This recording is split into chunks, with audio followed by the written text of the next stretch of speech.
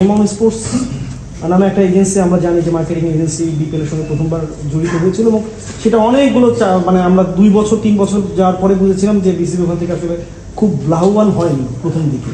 তো ওইখান থেকে আপনারা যেটা লেসনটা নিয়েছেন, এবার কি মার্কেটিং এজেন্সি যাদেরকে রিক্রুট করবেন সেখানে আসলে কি কি আপনারা ধারা উপধারা যোগ করেছেন যাতে আপনারা আপনাদেরটা ইন্ট্যাক্ট রাখতে পারেন? দেখেন, আপনারা যদি দেখে থাকেন অ্যাডভার্টাইজমেন্টে এখানে বলা আছে যারা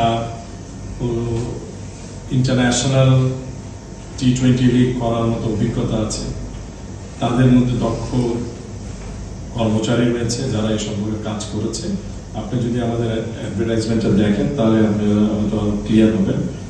অতীতে ভুলটা গেমন স্পোর্টসের না, আমি মনে করি ভুলটা বিসিবি, আমাদের এটা স্বীকার করতেই হবে। কারণ অনভিজ্ঞ একটা কোম্পানিকে যারা কোনোদিন এই ধরনের টুর্নামেন্ট করেননি, তার ভাবমূর্তি কিভাবে রাখতে হয় সেটা জানেন না, সে ধরনের কোম্পানিকে দিলে তো বিসিবি অবশ্যই মানে ক্ষতিগ্রস্ত। মানে